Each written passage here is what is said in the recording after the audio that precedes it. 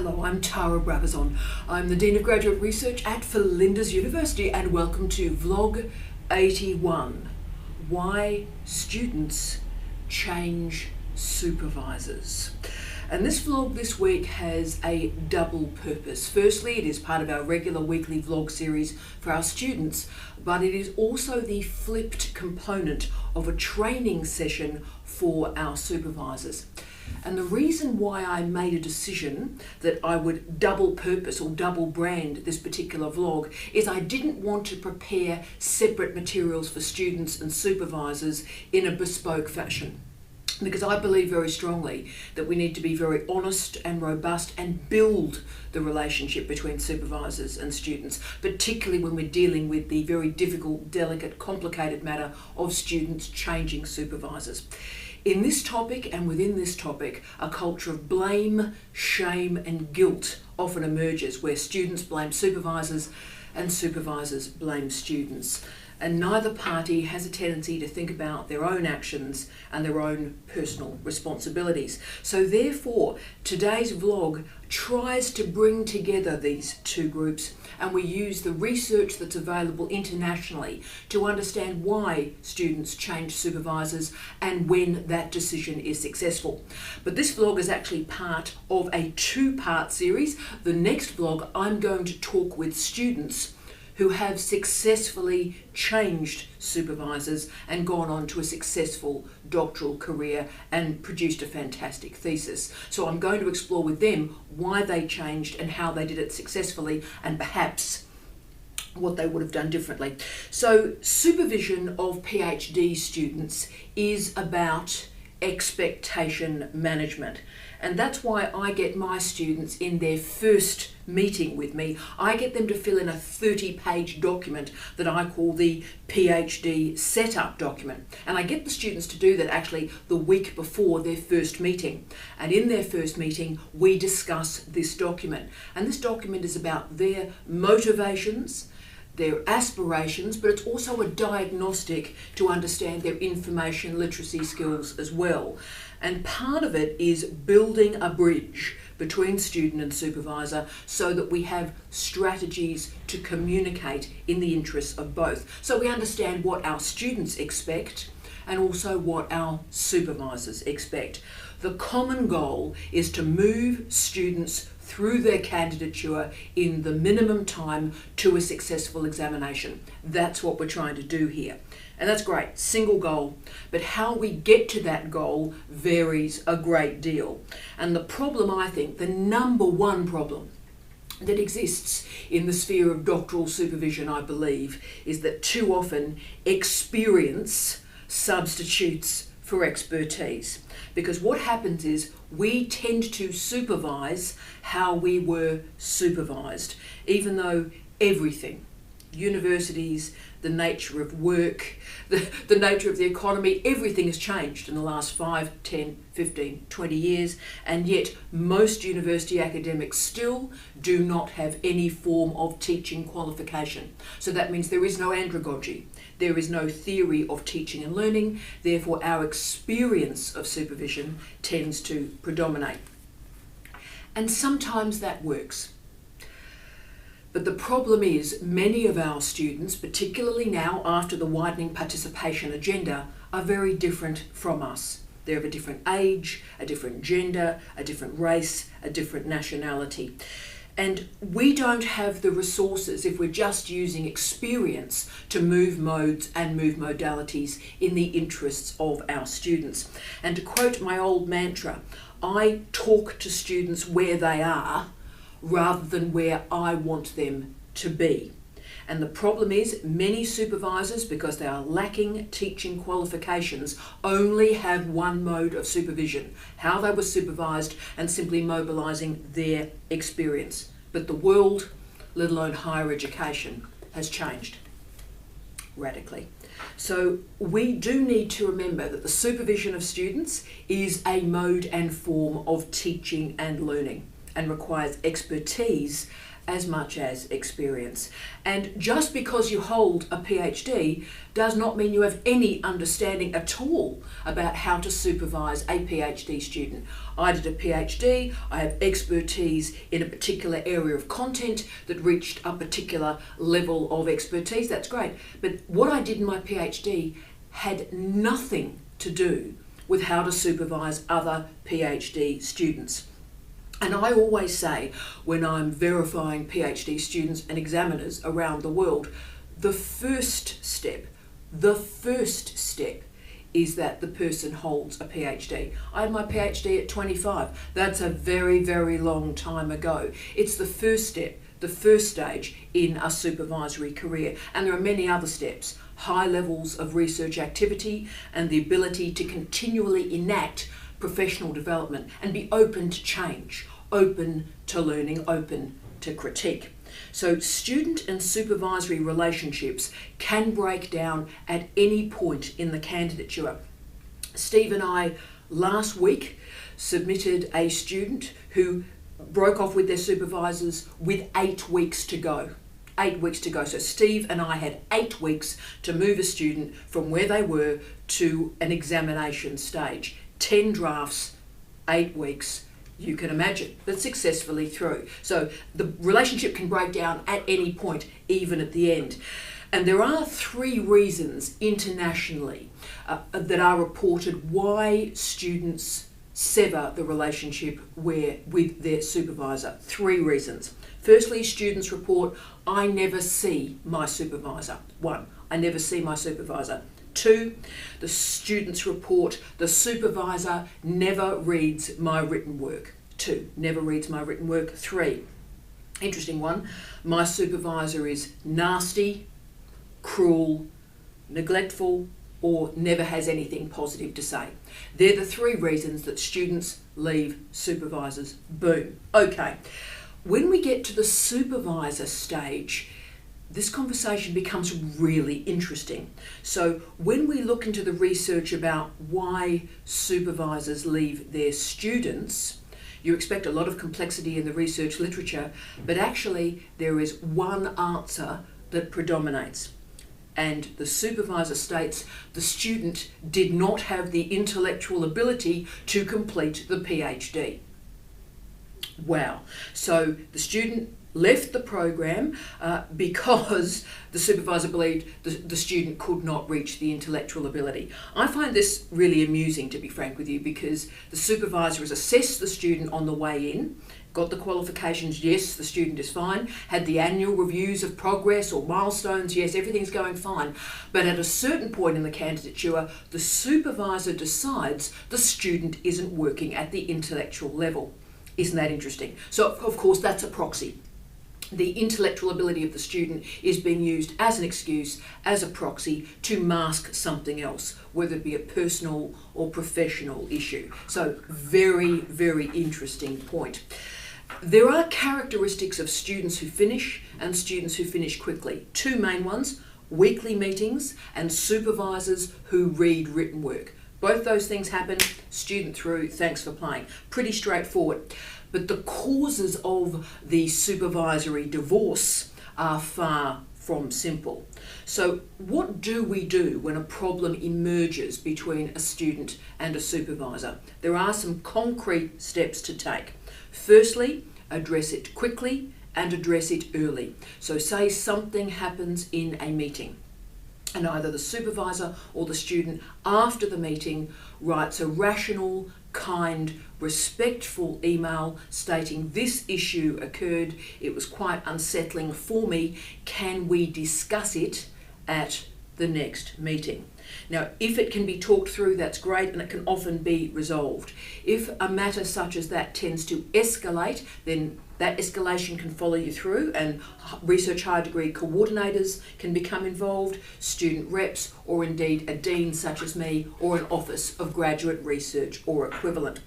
But very, very quickly, a pretty good supervisory situation can move to fine to a disaster at incredible speed. It is remarkable. But all this triage, all this disappointment is not required if expectations and assumptions are put in place at the start and they're clear and they're overt.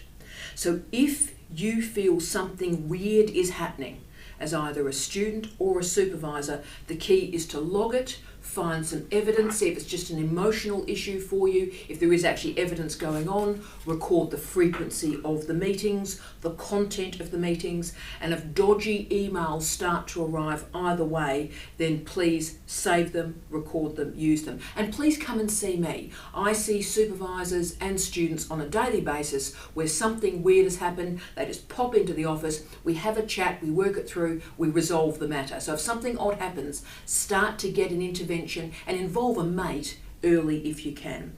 Now, writing email is often a new trigger for a major problem between supervisors and students. When I write an email, I always assume my mother, my boss, and the Vice-Chancellor are going to read it. So therefore I am cautious, I'm careful, and I write emails very, very carefully. Never in anger, never with abuse, ever, ever, ever. So don't put anything in writing that you're not prepared for the Vice-Chancellor to see. But the key rule for students is please don't quit. Try and resolve it with your supervisor, talk with your friends, talk with your colleagues, talk with people like me, talk with your student reps, and we can find a resolution for you.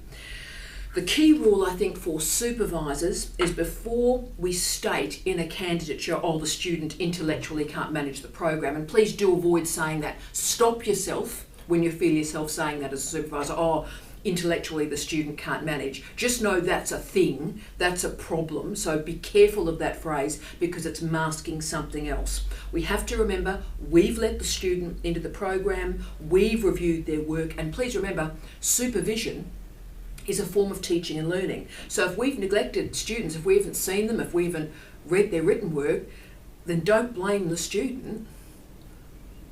Look in the mirror. And my advice to supervisors always, and I try and apply this every single day of my life, is for supervisors and teachers, actually, don't be brittle. Try to be subtle, try to be malleable, and learn from our students. If we listen to our students, we learn a great deal. And it is really the great silence of doctoral education, very difficult to record. Institutions very rarely record this data set, but research does show that up to 40% of students at some point during their candidature change their supervisors. It varies per country, varies per institution, varies per discipline, but this is not rare. It just appears rare because it's masked within institutions. So if you are going to make a decision to change supervisors as a student or a supervisor, then signal it. Signal it early and give the relationship an opportunity to recover if you can. But then if that is not possible, change quickly, don't look back. So if students ever feel like they're losing their self-esteem, then for me, that's always the sense and the time, I think, to get rid of a supervisor. And I've certainly had, through the last 20 years of my life, some terrible situations whereby students have come into my offices around the world and said, look, I've tried to commit suicide. I've had to phone beyond blue.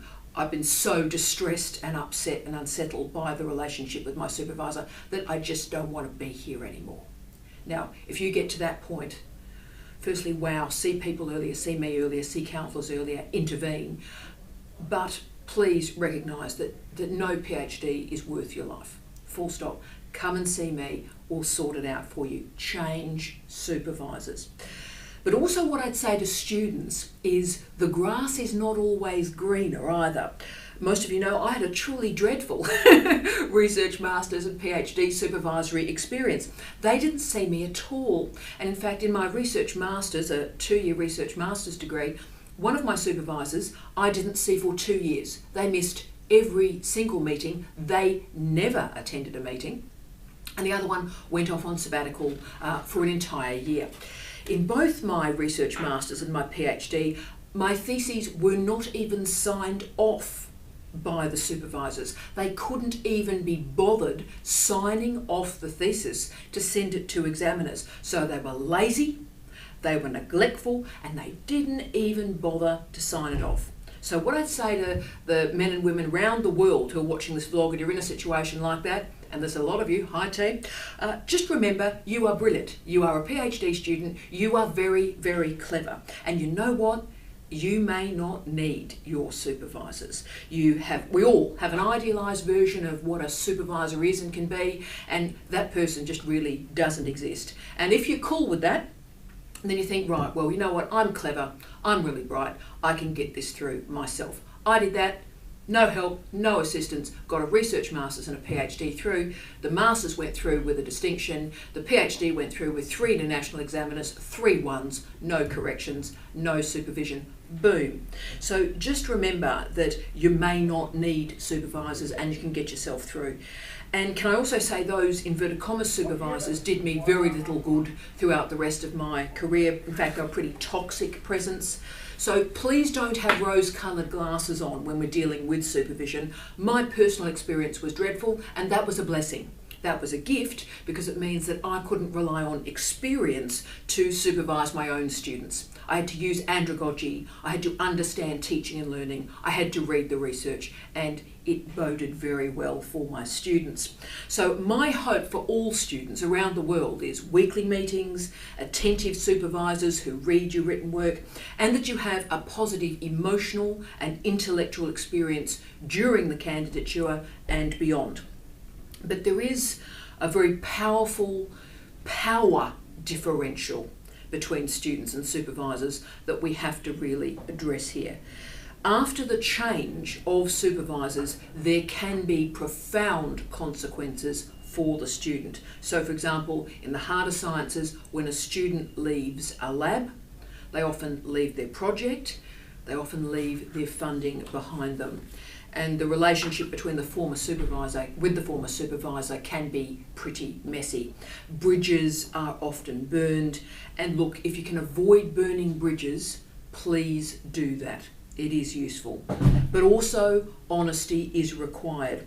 I've seen so many students walk into a situation around the world where it's a bad supervisor, all the students know it's a bad supervisor, and none of them bother to tell the poor student about to enter that situation, look, don't have this person, move on. So I think it's about all of us as peers, as students, saying, look, really investigate who this supervisor is. Make sure you're really comfortable personally and professionally before you commit at the start.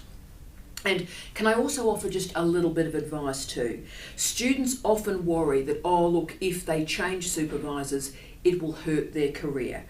But also just remember that if you stay with some supervisors, they may also hurt your career. So if they haven't been a nice person during the candidature, don't think that after the candidature they're going to write you a great reference and get you a postdoc, okay? Don't think staying with them will actually guarantee your career either.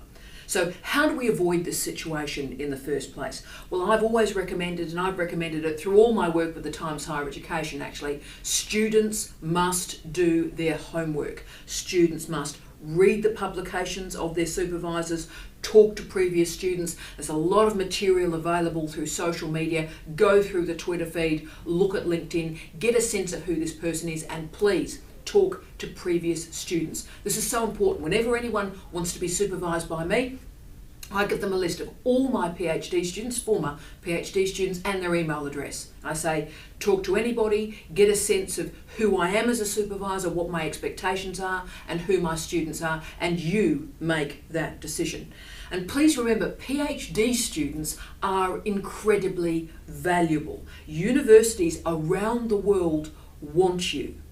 And there are thousands upon thousands of fantastic supervisors on this planet.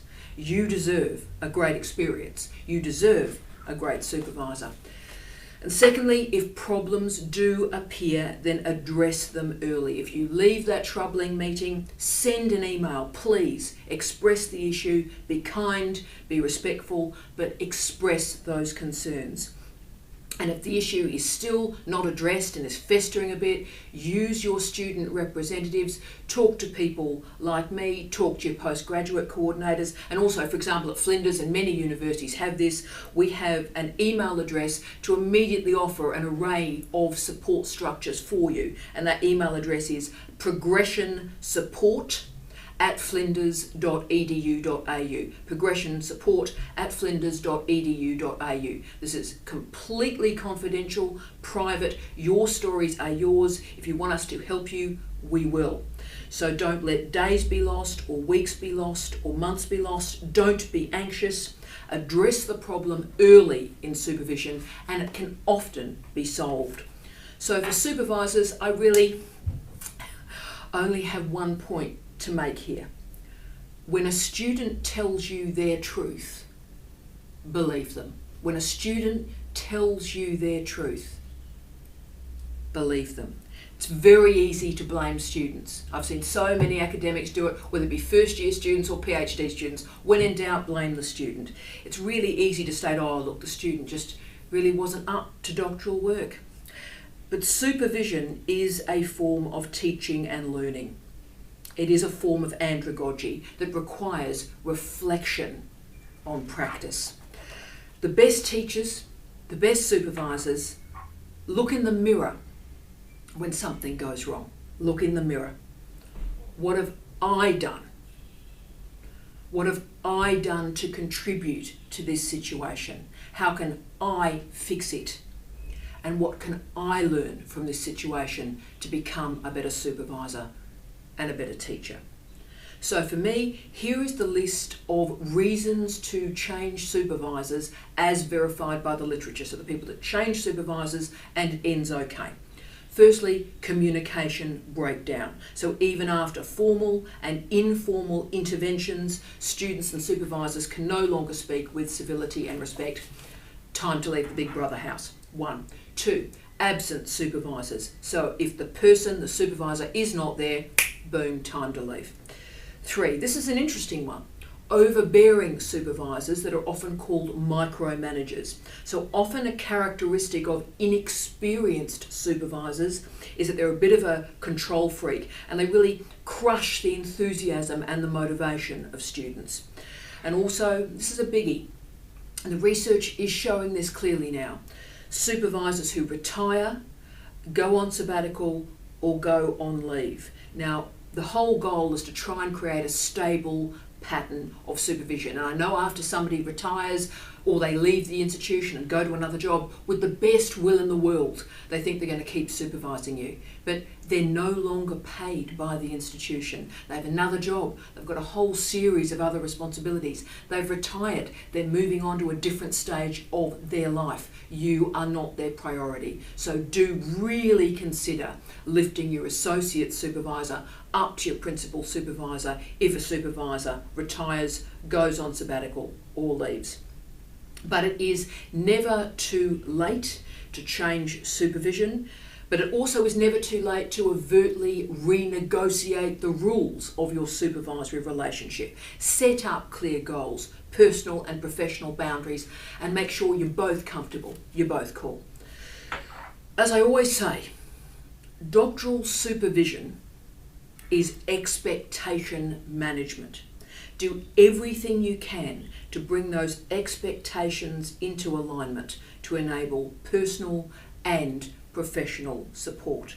So in the next vlog, we're going to talk to our students who have successfully changed supervisors and perhaps what they would have done differently, but also what they did well. So thank you very much for being a part of this double-pronged session, and I wish you love, light, and peace. Tia.